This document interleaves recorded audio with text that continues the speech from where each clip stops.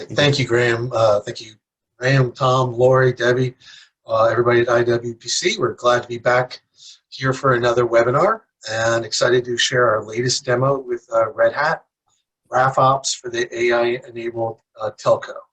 So today's demo, let me first set it up that we've been working with Red Hat for quite a long time, actually going back to the first ETSI NFV proof of concept back in 2013. So ETSI NFV POC number 1, we collaborated with Red Hat, Dell, Mellanox, Metaswitch, and so a decade later, we're still close partners with them, and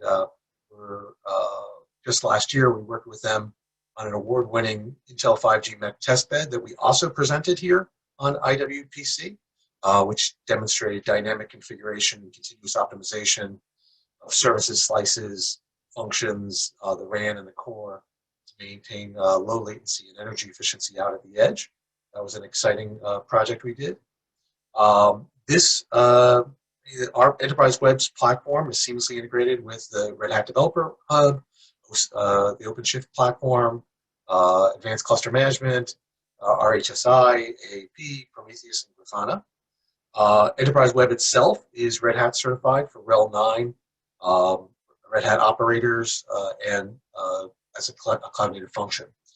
EnterpriseWeb itself runs on Quarkus, which is their lightweight Java framework. So we're deeply integrated in the Red Hat suite. We're always pleased to collaborate with them on demos. So very simply, at the bottom, you see our little formula. EnterpriseWeb application platform plus Red Hat infrastructure management software gives you unified network and service management. We're going to demonstrate that today. We're going to go into some of the detail of how that's possible and how we make that seamless, and essentially simplify and automate IT tasks to streamline processes from day 0, 1, 2, and beyond. So EnterpriseWeb, we're calling this Graphops for the AI-enabled telco. I think it's fairly clear that 2023, immediately post MWC 23, all of a sudden Gen AI exploded onto the scene, even though generative AI had been around for ostensibly decades, but it really sort of entered the public consciousness post MWC 23. So last year was obviously the year of generative AI.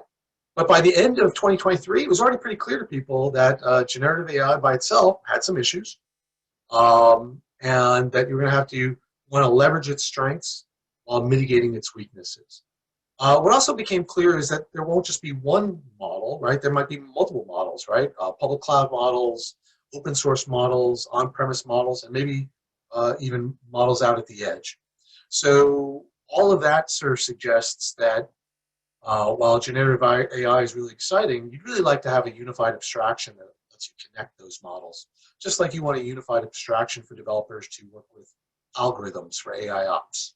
So I think that's an interesting evolution. So that unified abstraction is really best implemented by a graph model, right? A model of the telecom domain.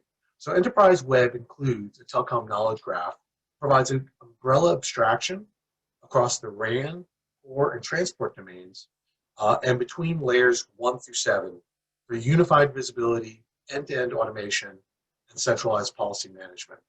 So we're talking about a single graph that connects across, and you're going to see this depicted, but it cuts across everything from TMF open APIs to 3GPP ORAN standards to GSMA, Open Gateway, Linux Foundation, Camera, ETSI NFV, Open Group, Tosca, etc., MEF-LSO. So we're talking about a singular graph that really brings together all these standards and exposes them through a common interface to streamline design and management tasks.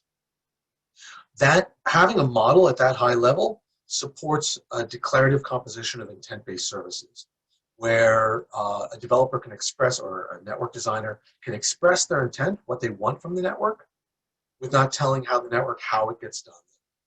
They're separated from the how, right? They can describe declaratively what they want without worrying about the technical implementation details, which really just means that the runtime takes responsibility for implementing all of the policies and configuring everything and managing everything. So in this case, Enterprise Web is providing an abstraction over the sort of Red Hat portfolio of products.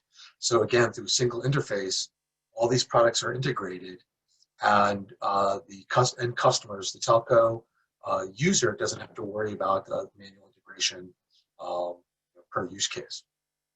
You're going to see all this. I just wanted to set that up. The whole point of this integration, again, is sort of bringing together sort of the application layer and sort of high-level models and abstractions to support programmable networking, tying that back down to sort of the infrastructure management layer with this suite of Red Hat tools and software, and then bring that all the way down to the network, the RAN, the calling, the transport, and the network services they're running thereon. So here's a picture of that might make this easier to consume. So you can see at the top, so this depiction of this graph, this harmonized standards-based Telecom domain model that exposes a unified interface northbound to portals, BSS, as well as AI, Gen AI, and analytics. In this case, in this demo today, Bill's actually going to demonstrate how we do this over a combination of generative AI and UI and even API. He's going to be able to, because there's a single graph domain model, it's actually driving all of the intelligent automation, making sure that domain concepts, domain policies, and domain types are all being enforced by the automation system. You're going to be able to seamlessly move between Gen AI, UI, and API. And no matter where you work, if you start talking to the system, that's going to update the state of the system, the state of your session. And if you switch all of a sudden, you start working in the UI, the system's going to, again, update the state of the system so that you can move back and forth seamlessly between a Gen AI natural language interface as well as a UI and API. And we really think that developers are going to be prone to that, right? That it's not going to be just one or the other, that there are some tasks that are always going to be easier in an API because of the level of detail you want to access. There's going to be some things that are just faster and smoother to do, through a UI. And then, of course, Gen AI is offering all new powers of natural language processing. The key point here is that you're seeing Enterprise Web as a layer over a Red Hat-centric stack of automation and infrastructure management software. Notably, Ansible, Red Hat Developer Hub, Service Interconnect, and the OpenShift Cloud platform. We also have Prometheus and Grafana involved here as well. And what you're seeing here is that as we go through the bottom there's an arrow, a single platform-based workflow going from day 0, 1, 2, and beyond. And what you see is sort of the related tasks, right? There's going to be the onboarding, validation, and generating templates. There's going to be testing. There's going to be registering in a catalog. Then you go into composition, where you're going to compose your network service. You're going to validate and generate that as well. You're going to test it. You're going to register that in a catalog. Then somebody's going to order the service to want to deploy that to a specific target host and network. The system is going to bind all of that, register it in inventory, and assure it thereafter. All of that is going to be seamlessly done under a common set of metadata. That's pretty exciting, right? It means it's going to help with eliminate swivel chair interoperability. It's going to help smooth transitions between teams and collaboration, streamline the end-to-end process. It's sort of like a test harness, right? That gives you a set of common metadata to manage testing. Now you have sort of an operational metadata harness, right? That's going with you as the service, as the function goes to a service and the service goes to a deployment. It's going to follow, the same metadata is going to follow through. That's going to enable common management of this. Another interesting thing here is that throughout this, we're doing sort of very dynamic test ops, right? So instead of just having these Red Hat-centric environments just standing and running all the time, waiting for things to be tested, or just maybe lingering there longer than they need to and consuming resources and energy that's costing you money and is inefficient, Enterprise Web dynamically stands up these environments per test, per function, or per service, so that they're never there longer than necessary. They're there to fulfill the testing, If they need to be restood up to do more testing, they'll do that. But the key here is to optimize your resource and energy consumption. Then, of course, you move progressively, and you end up into like a staging area, and from a staging area into production, and you're advancing the service. Let me give you an idea of what the Graphops is really doing here. So I mentioned that graph is actually, persisting throughout the life cycle of the functions and the service and the deployed service and inventory, modeled service and the deployed service and inventory. So what's great about this is, and most people don't probably think about this, but in the normal onboarding process and then the mapping to configuration to templates, that's sort of a lossy process. When people get onboarded and are forced to conform to a template or forced to conform to anything, essentially that's a process that takes a square peg and drives it into a round hole. And so you get the mapping you want, you get the conformance and validation, but you're also maybe losing things that will be metadata and about properties and behaviors that you might want to have. But you're shedding them when you do that conformance process. And then when you do manual integration, that point-to-point integration, and albeit it's through standard interfaces, hopefully, that also is a process of shedding metadata to just what's required for that particular communication. Enterprise Web looks at it differently and says, actually, we want to keep all the metadata. As much data as we get from, as much information as we get from the vendors, as much information as we get from the service designer, we want to keep that metadata. And even though Enterprise Web will manage the service and communicate with it through the standard interfaces, when it's actually reasoning about events, when it's interpreting events and automating decisions, it can use the entire state space. It can use the entire telecom domain model. In service-oriented architecture, you would call that out-of-band metadata, right? The specific metadata related to the service, sure, we're going to respect that. The specific metadata related to the interfaces and the capabilities supported by those interfaces, we're going to support that too. We're going to respect those interfaces. But when it comes to intelligence, we don't, when your processes are lossy, you're essentially losing IQ points. Why would you want that, right? Enterprise Web is preserving all that information, and essentially we're creating digital twins. Once that service is deployed and those functions are active, they're essentially being represented by a digital twin, and Enterprise Web is a very rich model of the properties, behaviors, constraints, affinities, anti-affinities of each of the participating elements of that service. Not just the functions, but also the target host, target network, etc. So I'm moving along. Dave, yes? Dave, can I just interrupt briefly? Just one question came in, and you may have touched on this, but is there a relationship, any relationship between the knowledge graph and ontology? Absolutely, that's a great question, and it actually this goes into some weedy details that I think it's really good. I think the industry is slowly adopting graph. Graph is something that when we first introduced ETSI NFV, when we ran ETSI NFV POC #1 in 2013, nobody was talking in telecom was talking about high-level abstractions. Nobody was talking about graphs, let alone ontologies. So we don't really do, we try not to lead with technology. We try to lead with capability and advanced automation. But the person who's attending here, it's a great question. Yes, Enterprise Web is actually a full ontology of policies, concepts, types, and policies. And so we're not just a graph, two-dimensional graph like a semantic web RDF or a labeled property graph. Those are really data models with data entities, and you can create sets of those, and you can call those objects, but they're not executable objects, and it's hard to actually raise those to ontologies. And to the telco audience here, the difference is an ontology is a higher level of reasoning, right? A graph gives you a static representation model. It's interesting. An ontology is another level of intelligence. It's another level of metadata about the things that you've modeled. It's a meta model. It's a model of models. It's information about those things. Again, it's about adding layers of intelligence so that you can optimize decisions.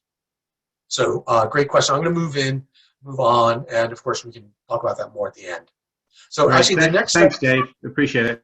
Oh, no, my pleasure. So next step is actually the use case, and I'm going to pass it on to my colleague, Bill. But before actually I do, I want to make sure, because at the end I might forget, I want to thank my friends at Red Hat, Rob McManus, Mark Longwell, and Shuja Mufti, who collaborating for years with. I've done many demos, and this is just another instance of that collaboration. Excellent. All right. Good morning and good afternoon, everybody. Pleasure to be speaking with you again. So I'm going to take over from the use case demo. I'm going to introduce a little bit of the demo itself and how I'm going to go about, showing you the power of Graph, in the next, say, 20 or so minutes. And then I'll come back for questions. So as far as the use case goes itself, what we're going to be deploying is actually just a sort of sample open source 5G RAN and core. It's the Aether project from ONF, which you can find many details about in our various materials. What you're going to see me do in the demo itself is actually go from onboarding that VNF or XNF into the system. So you'll see me walk through that entire process, and then you'll see me compose, deploy, and then actually manage that service. So you'll see me doing it with Gen AI. So just to take a quick look at the use case up here, you'll see there's actually a lot more elements that we're showing here for our solution. That's because really this is going to be a demonstration. It could be any function that we're onboarding and so on. This is to show you the power of the process itself, not so much the details of the XNF in this case. As far as our support though, EnterpriseWeb's deployed in the core, and I'll go through some of these details in a minute. One of our partners, KX, helps to provide some analytics and so on for our engine. But what we're going to be doing is also providing the Gen AI components. So you're going to hear me use natural language at various points during the demo. And when we do that, just to make sure you're including all partners, those are using a couple of Microsoft products, so Jarvis, a particular LLM, and then OpenAI, which everyone knows, the sort of standard LLM. So we're going to be using that sort of interchangeably. So what you're going to see me do is use the UI to sort of fill in some details, navigate around, look at the various components, and wherever it's an accelerant, you'll hear me quite literally use voice commands to instruct the system on what to do or ask questions as I go. So as far as setup for the demo, I've already kind of done it, but the demo prep is that all the Red Hat, call it a tool chain or stack, is already in place. So we already have a developer hub instance that's set up with a simple DevSecOps pipeline. So all of the various tools that we need, Ansible, an SBOM validation tool, and a network scanner are already in place. We have access to Red Hat's ACM so that we can actually stand up our target cloud.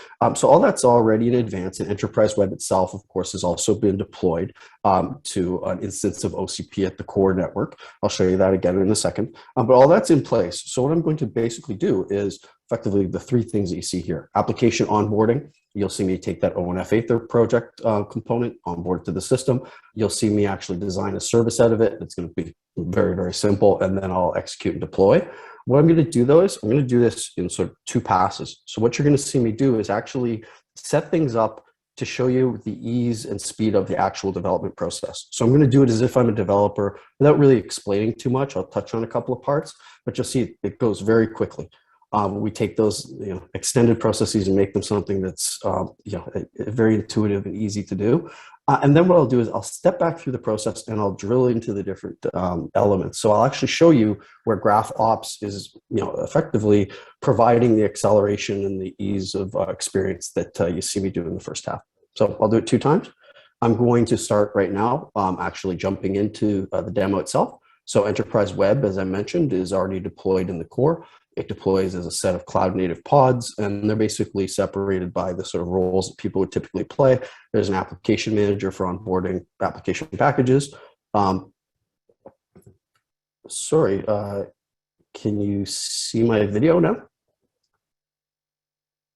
Yeah, we got it, Bill. Okay, apologies. I just had a little screen there. Okay, so what you're going to see me do is I'll use the application manager for onboarding packages. There's a service manager for composition. There's even some design time modules for managing the model itself. So I'll just tell you which sort of roles I'm playing as I walk through these components, but each one is cloud native, scales the way you want it to, and you can deploy it in any form factor, even down onto a chip if you want to. So I'm logging into the EnterpriseWeb portal here. Oops, I'm going to get my credentials, right?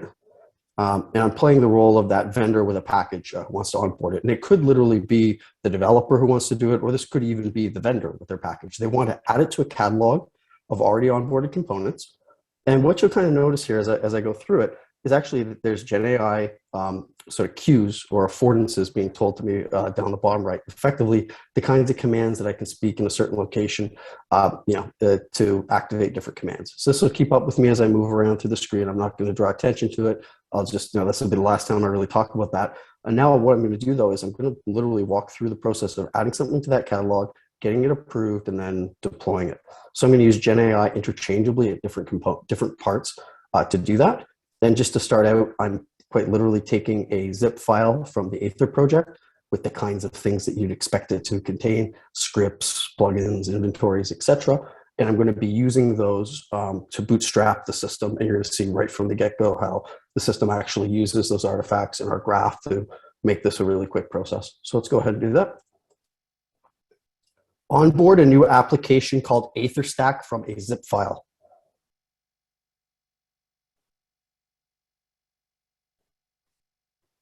So you can see the system has effectively done all the selections for me I need. All I need to do is find that file, upload it. The system already tries to identify what type it is. It's a 5G stack. I can confirm that right away. And the system completes all the mappings for me. Please use the report shown to fix the errors found during import. So since I'm using GenAI and I'm quite literally trying to just onboard this object, the system's taking me right to the sort of the, how to say it? It's keeping me on track. It's actually taking me to the validation stage. It's telling me there's one error in what it pulled in. I can always look at the details. It's already mapped as, in my favorite formats, XML if I want to, JSON, what have you. An RDF file, what have you. There's many different ways I can look at the object that was onboarded. I can even, if I want to, look at it as a graph. We'll come back to this later. I can see how the system actually mapped that particular component. But right now, what I want to do, rather than sort of feeding through the details of this, I just want to sort of get this onboarded. System's telling me what the problem is. There's a problem with one of the properties. It'll take me right to it so I can make a fix.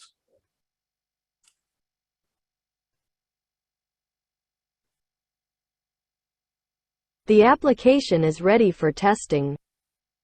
Start DevSecOps testing.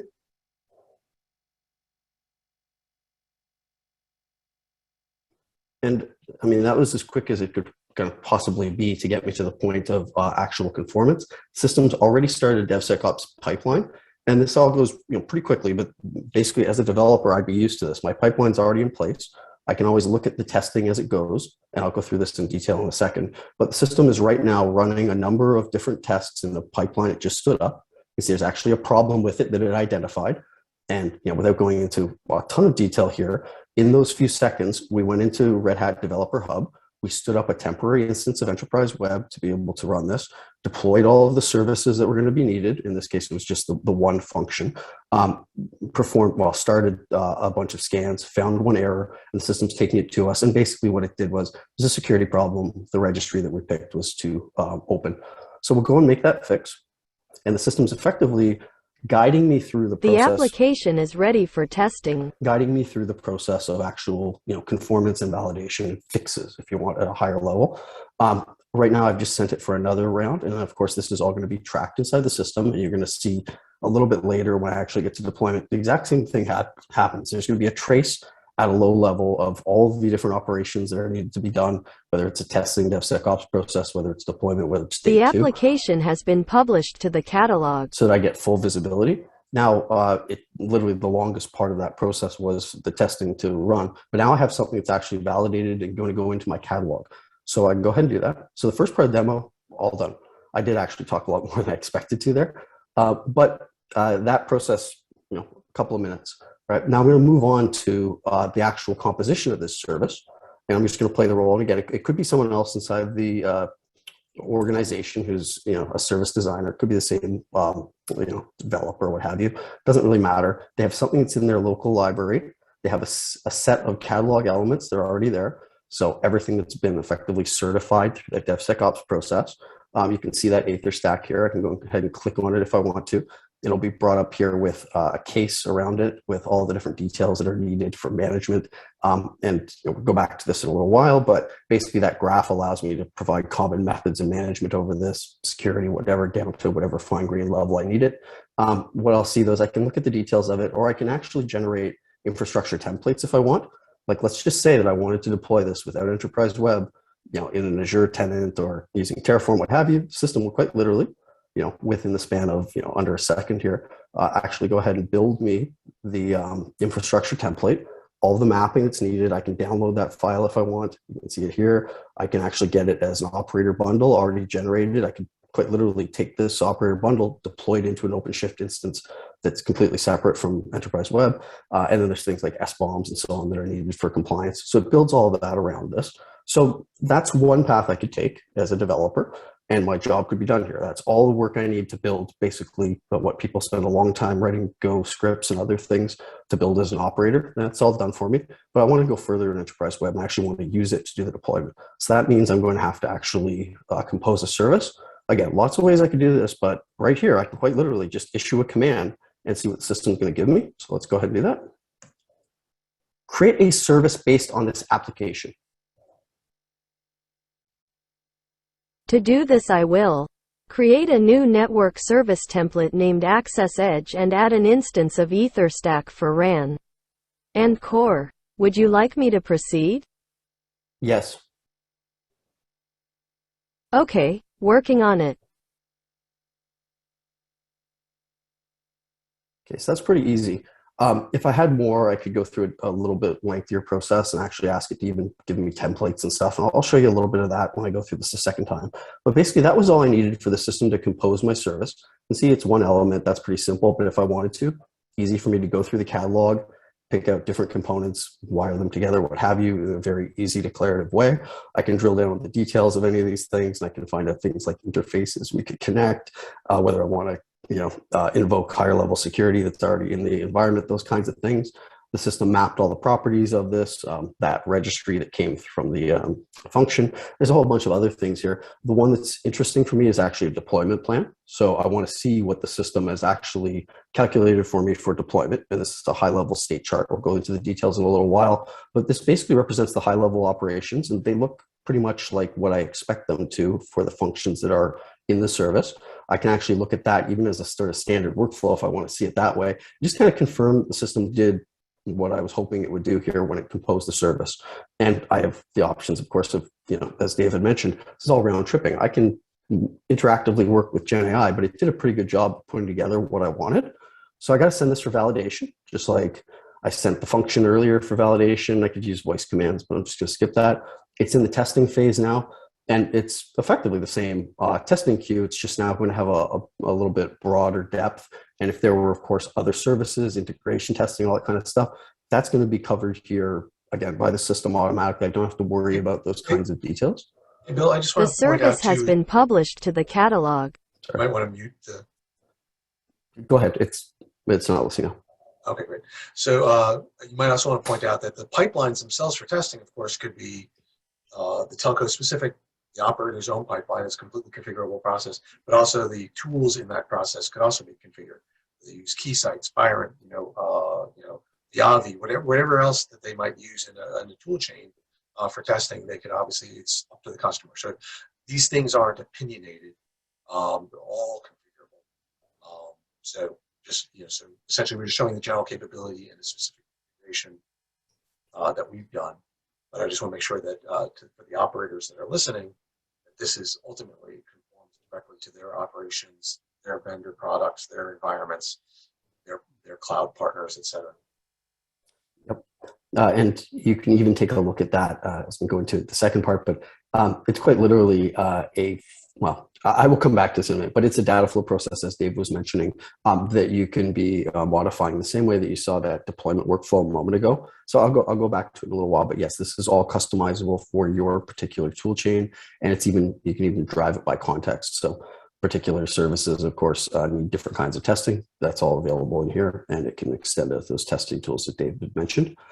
So now that I've added this element to my catalog, I can go ahead and actually deploy it. So I can see my access edge here. I won't go into too much more detail. I'm just going to order an instance, but all the same kinds of capabilities are behind it. It's got a case, it's got security, it's got all the logging I want.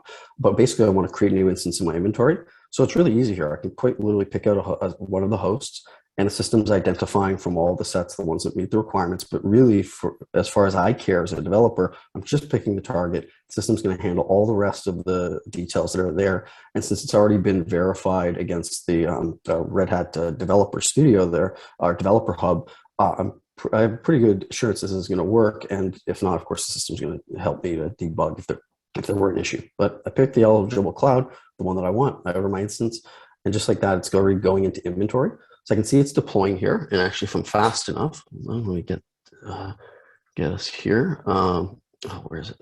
Just a sec. Oh no, I might be too slow. Okay, yep, I'm good.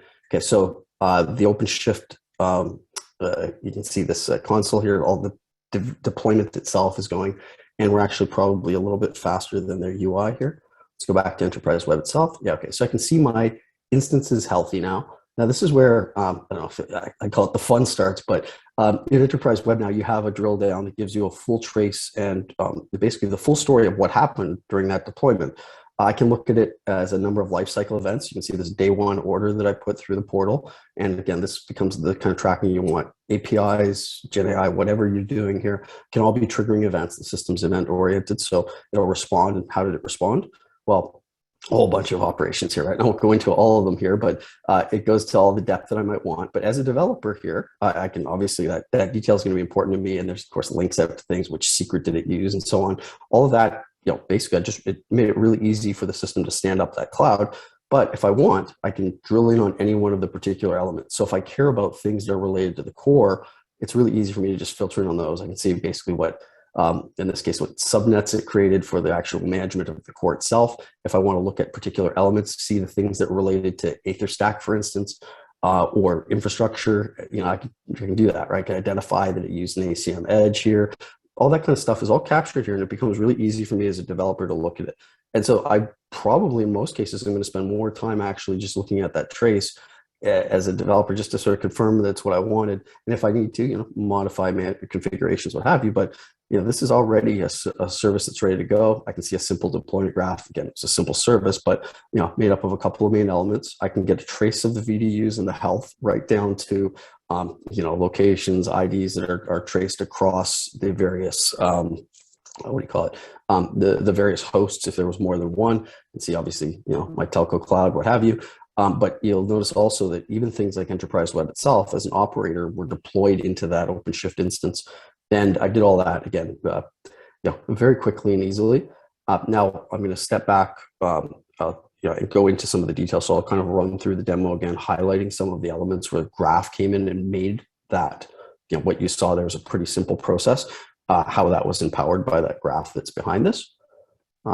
So I'll pause for a second. Before you transition, Bill, one thing I want to just point out is while Enterprise Web is technology is driven by this graph, you'll notice that a developer really never has to interact with the graph, right? The idea is not trying to introduce something scary. The graph is powerful, right? It's more powerful than a relational data model. It's more powerful. We're actually implementing a hypergraph. It's, as I mentioned in the comments, it's more flexible, extensible, and adaptable than a labeled property graph or a semantic web graph. So we're talking about a very powerful graph that does, for those solution architects and people who are working on AI, they'll be very interested in that graph because it becomes a very powerful way for you guys to model and manage your domains. However, most enterprise customers for telcos, most of the telco service designers themselves and engineers might not be interested in the graph. They might like looking at all the other views that Bill's provided with JSON files and other kind of XML views, etc. Or just looking at through our dashboards and UIs themselves. So I just want to point out that the graph is a novel aspect of Enterprise Web. It is what's driving the intelligence. It's what's supporting AI and Gen AI interaction as well. But it is actually sort of in the background, right? It's not something, we're not putting it in your face. Okay. Hey, Dave, before we go back, and Bill, before you kick off again, just one question that's come in. Question from Nuno Barros. I see RAN and core, he says. Any application to cable, fiber to the home, and fixed network operators? So we've done some of those use cases, Bill. I don't know if you want to elaborate a little bit on them, but yeah, I mean, because normally, if you think about it for a second, most people have a zoo of orchestrators, and they don't have one model; they have many models. So when they do anything in telecom, they're working across silos, and they're trying to maintain interoperability between different areas. In Enterprise Web, because everything's coming out of that graph, we've essentially virtualized everything. We've virtualized the domain itself to the graph. It's very easy to extend for specific aspects, whether it's fiber to the home, etc., and bring in those concepts. We already have a lot of those concepts in. Bill can talk to that, but and a sort of on a related point is Enterprise Web's not just limited to telco, right? We support IoT, life sciences, enterprise. So it's very easy to extend this model with other concepts. And one other quick point on that is like working with a major tier one. They gave us their information model on a SIM file, on a JSON file, and we were able to import their information model to automated entity extraction and then algorithmic mapping up to our graph so that their information model merged with our standards-based graph, so they had one unified model. So those are the kind of things we do to make sure that whatever we're doing aligns with a specific, telcos might have a lot in common, but it might be even 80% the same, maybe. That 20% difference is a big difference, just like it is with any other enterprise. So having this graph that's sort of flexible, extensible, adaptable to support both the standards and those areas where you diverge from them is critical. Go ahead, Bill. Yeah. Thanks a lot, Dave. Perfect. So I'll touch on a little bit about that, but what I'm going to do is actually just for a second, I'm going to show you that graph that's empowering this since we're going into the deeper dive. So let's have a quick look here. Sorry. Good question. Oh, yeah, perfect question. So this is the harmonized model that's over the top. It's more than just one standard or anything like that. This is actually the shared metadata state and relationships that drive all of day 0, day 1, day 2. You'll see some components here, things like formats, YAML, etc.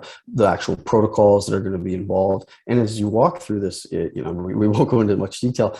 It's a really rich set that provides pretty much the overall ontology that everything maps up to. Artifacts aren't limited to things that are just in the radio space or one domain. It crosses all those domains. You can see even, if you go a little bit further, besides the cloud concepts, you'll actually see from various vendors, various standards bodies, their concepts will be brought in TM Forum, et cetera, that allows our system, as it's doing this, to actually generate the relevant set of, say, interfaces or artifacts. It allows us to bring in a VNFD from Etsy, for instance, and map it to our model. So it facilitates all of the kind of automation that's going on behind the scenes. In a standards-based way.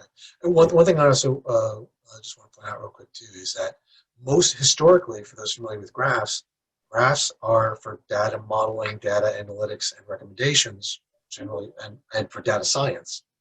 Data. We're doing the data part because that's critical. Our graph is also modeling behavior.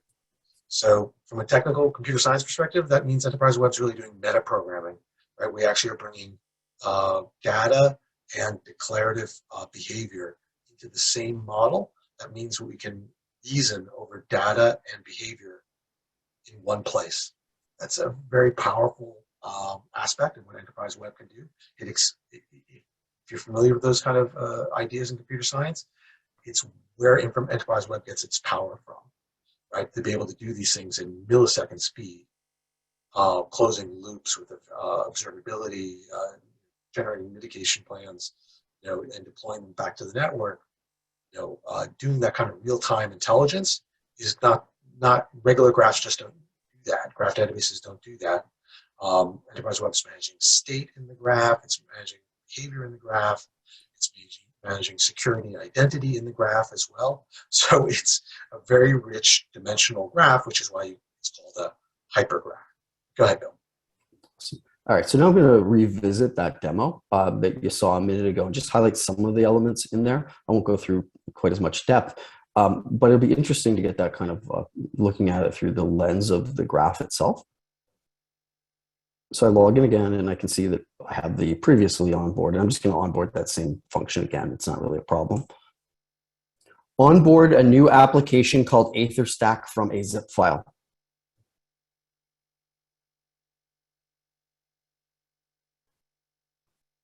So what the system's actually doing in this case is walking the type system. It actually pops in, there's potentially more than one action that I could do here based on my security. I could be starting from a template like a VNFD or a ARM file or what have you. The system's identifying all that just based on my commands. It's fine. But in this kind of a case, it's just quite literally walking me through the system. When I upload that initial package, there's actually the algorithmic mapping that David talked about just being applied at a bit different level. It takes all of the artifacts that were inside of that zip file you saw a moment ago and actually tries to compare them, and it's scoring them for me. So there's a lot of models that were in that that previous graph that you saw for the domain, and they can include things from either cable, wireless, what have you. In this case, we're identifying it's a 5G stack, so it's going to set up a lot of the type system if you want, or basically create an object for me. Please use the report shown to fix the errors found during import. Again, GenAI is trying to keep me on track with the sort of job at hand. And you can see even it'll give me cues down here at the bottom. It's sort of acting as my assistant as I go through this. I'm not going to use it very heavily right now, but we skipped over a lot of the detail here. And quite literally, if we go into the detail tab, you'll start to see what a lot of the system mapped in that, under a second there when it imported the actual elements. And this is all coming from the graph. So you can actually see, based on that model of a 5G stack, the kinds of application models that you kind of expect. These are the higher level applications. So this is where we're going beyond just, it's not a descriptor that's just what pods to deploy and what cloud or what have you. This is actually going to help us manage things like the configurations. And you can see the component models of the elements that are below. And it's a mix in this case of what you expect at a RAN and core, which is nice. I can look at this as a graph. So this is where I can start. If I want to, I can start to go deeper, right? I showed this very briefly before, but you can actually see the major concepts here that are at play. And if I want, I can just, I can hide the cues, what have you. But what I can see actually is this model of an application. And if I wanted to drill a little bit deeper, if I had the permissions, I could walk it right back up to that upper ontology. I could see where all the concepts come in. And this is what actually allows me to do automation. It's interesting. It's a nice way to be able to look at the objects happening in the back, or sorry, being constructed in the background here.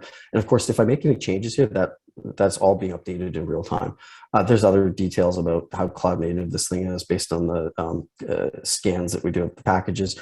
The properties get mapped in. This goes as far as you want. The one point that I should really make here, I want to point out, is as far as interfaces go, the two main things, if you want to think about it when I import that package, is that it maps all the properties and to a very high level. If I wanted to say properties even include deployment units and their constraints and all that, it's all included. But the other thing it's doing is also it's mapping and generating for me a set of standards-based interfaces that are applicable to this particular object. So you can see some from MEF and some from Etsy and even TM Forum API that are attached to this.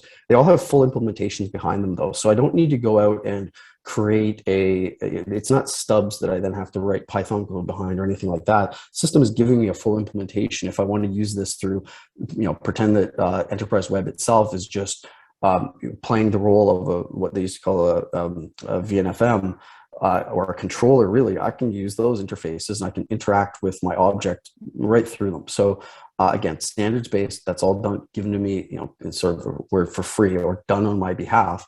So I can really concentrate on that idea of being able to map this thing. And I mentioned briefly before that behind the scenes of this, your favorite data formats, right, RDF, what have you. Well, it makes a little more sense now. This is, if you want, a serialization of what's actually in that graph that's being taken behind the scenes. So I can consume the object that I onboarded in my favorite way. I can use APIs.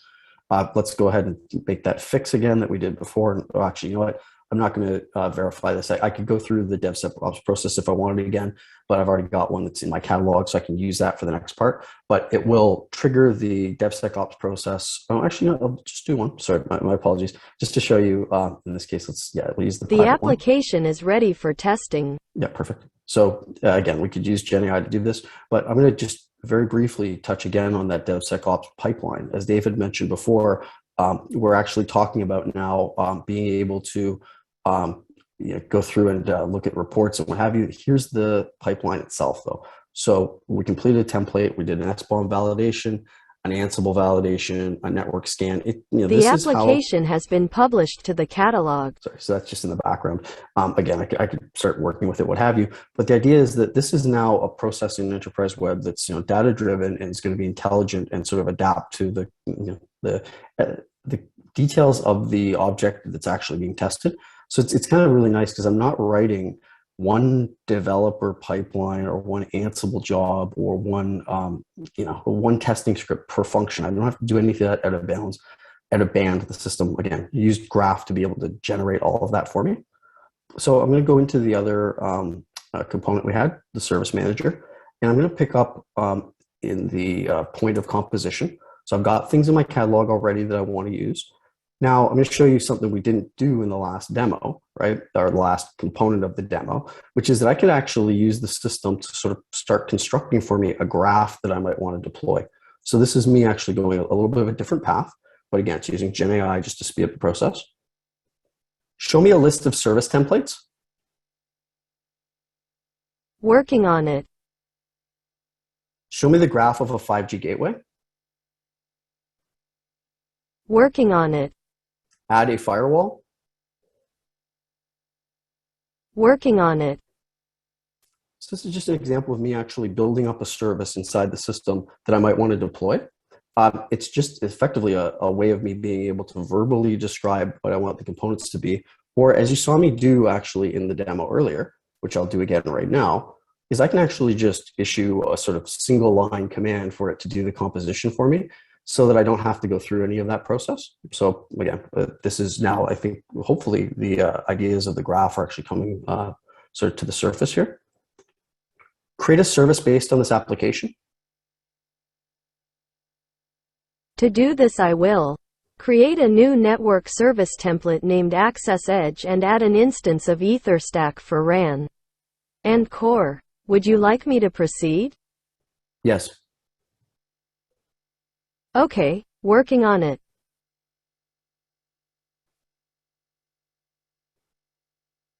And so at this point now, that composition, so it pulled the elements out of the catalog, it brought that entire graph in that we saw before, and we can, if we want to, we can look at here at the graph of the network service itself.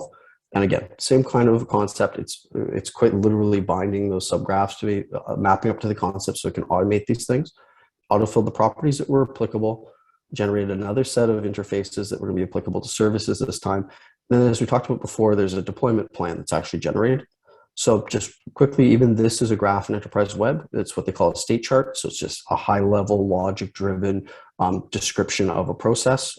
It's as opposed to your sort of BPEL or BPMN processes that are very static. This is really a data flow. If I want to organize these things in different ways, I quite literally just drag around the components, and it will start to intelligently combine them together.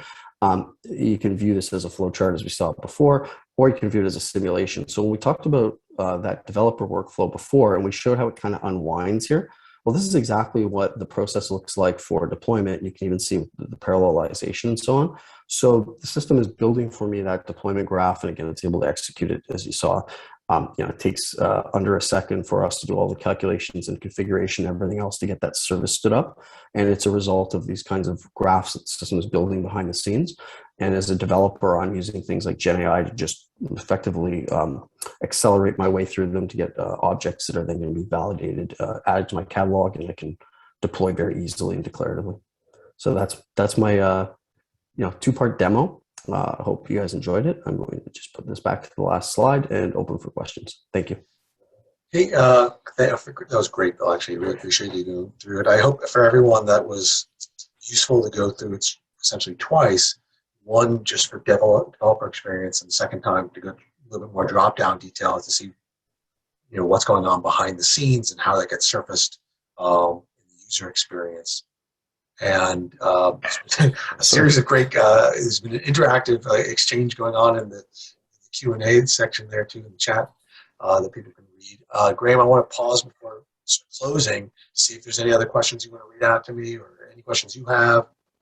Maybe Tom has a question for me. I don't know. Yeah. Hey, thanks, Dave. I've just put something in the chat box, which is the one that came in previously. So just sharing that with you here. And it came in from, let me have a look at this. Who did it come in from? Yes, Sunil Nambiar, IBM. So, question is there a telecom knowledge graph for the specific telco domain, like 4G, 5G RAN, or 4G, 5G core? Is it necessary to build the telecom K-graph per domain?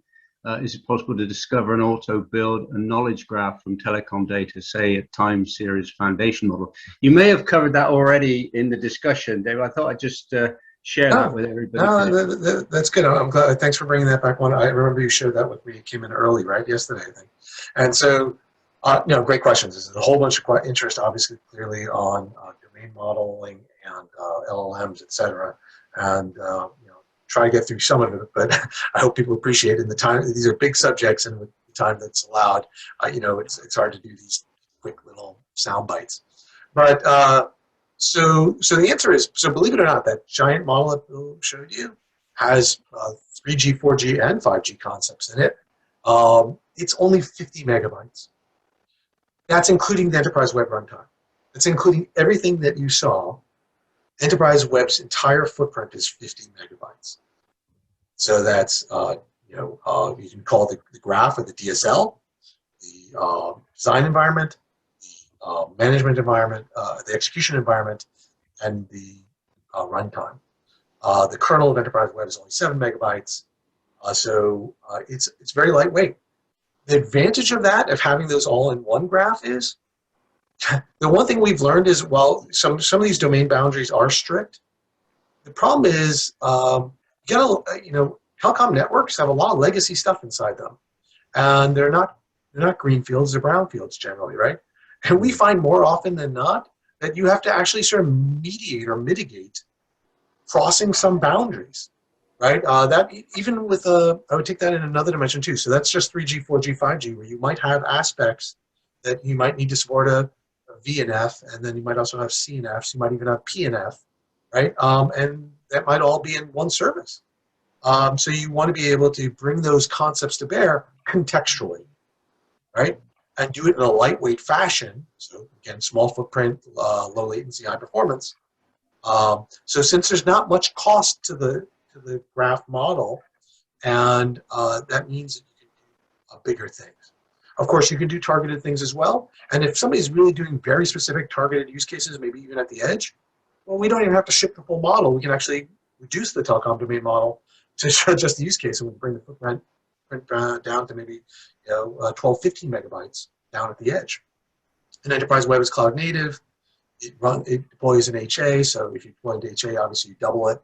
But so from 50 to 100, or from 12 to 15 to 24 or 30 megabytes.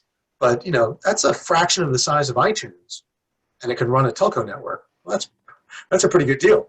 And the other thing I want to make a note here too is that might not be fully clear is, if you notice when Bill showed all this, one thing he never showed any third-party queues, gateways, brokers, integration tools, orchestrators.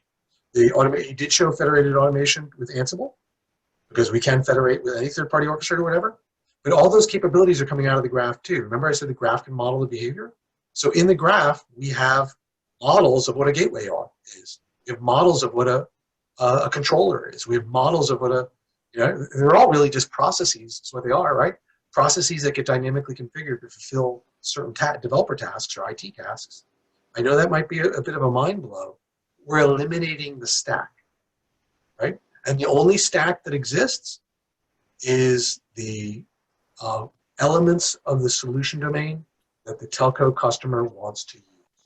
And that's great, right? I mean, in other words, if they're using a third-party Ericsson, Nokia orchestrator or somebody else's orchestrator, fine. We'll federate and collaborate with them. If there's a third-party automation tool, great, we'll work with them. But we don't need them, right? And by what we're doing, that strips out a lot of the footprint and the weight and the bloat and the overhead of your typical stack. Stack-based architectures, and the telcos know this better than anybody. They've got hundreds, thousands of stacks running there, all with different versions of different components, different configurations for different use cases, with limited interoperability across them. And that makes end-to-end interoperability, automation, policy control, almost impossible. I think that's been demonstrated pretty much by the last 10 years of NFV, et cetera. So Enterprise Web is saying, gosh, if we just push this into a horizontal architecture, using a graph to bring all these concepts, and then apply those concepts as necessary, 3G, 4G, 5G, wireline, wireless, and essentially contextualize the interactions versus building custom stacks for different use cases. I think we can move to facilitate telco transformations. So I hope that was clear. And again, of course, we're happy to talk to anybody. These deserve longer discussions. There's a lot of content. As Graham said, this will get reposted for replay. The deck will be made available. We have a YouTube channel, so if you look up Dave Duggal on YouTube, you can find my YouTube channel, and there's a whole bunch of videos, including past Iwpc demos. If you're in Barcelona, see us there. Reach out to me, Dave@enterpriseweb.com. We'll be working out of Red Hat, Intel, Microsoft booths around providing demos. You can also, from the perspective of this demo and Graphops and our partnership with Red Hat, please reach out to Mark Longwell and Shuja Mufti. Great folks, and they could answer questions about the partnership, the relationship, the integrations that we have with them. And of course, please meet with them at MWC as well.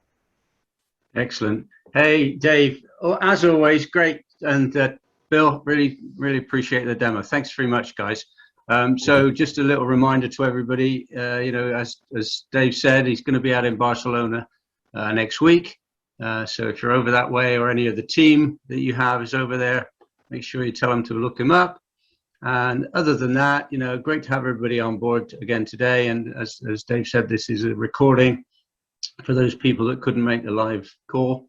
And if there are any other questions that didn't get answered, feel free to reach out to the guys that the emails are shown, or you can always come through Iwpc if you don't pick this up on the way. Okay, thanks everybody. If I could say one of the things, some of these conversations would almost be facilitated by some glasses of sangria, I think. When we start talking about high-level abstractions and metaprogramming and graphs and ontologies, whatever. But the bottom line was, and I hope Bill really made that clear, was, yes, that's all under the hood.